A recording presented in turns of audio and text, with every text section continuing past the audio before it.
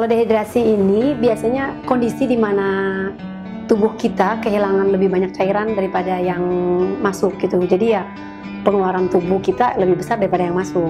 Itu. Jadi terjadi ketidakseimbangan elektrolit di dalam tubuh sehingga ya tubuh nggak bisa menjalankan fungsinya dengan normal. Dehidrasi ya berdasarkan kehilangan cairannya ada dibagi 3. Jadi dari ringan, sedang, dan berat. Biasanya dehidrasi ringan itu sekitar 5% dari kehilangan cairan dari berat badan. Kalau yang sedang itu sekitar 10%. Kalau lebih dari 15%-an ya biasanya termasuk dehidrasi yang berat. Kalau masih dehidrasi ringan atau sedang, biasanya keluhan ringan sih biasanya, paling lemas, pusing, terus haus, mulut juga rasa kering, terus mungkin kulit juga biasanya terasa kering.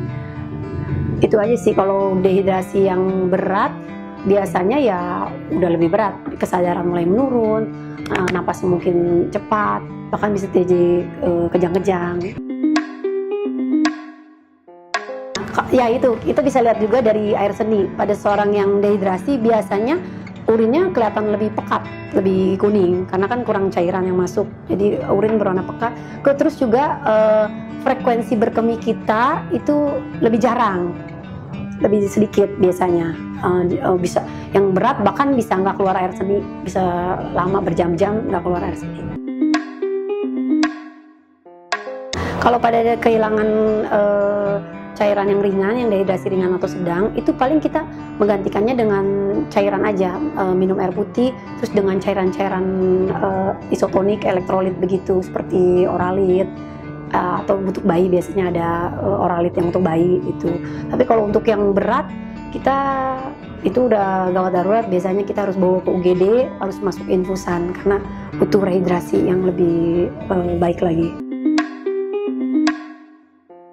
Pencegahannya dehidrasi ya biasanya sih kita harus cukup minum lah, cukup minum air putih. Kemudian biasanya kan kalau di luar aktivitas kita lagi berlebih, panas, keringat keluar banyak ya, ya kita juga harus banyak minum, dan ya kita paling kembali ke ruangan yang bisa mendinginkan suhu tubuh, nggak terlalu, biar keringat tidak keluar terlalu banyak.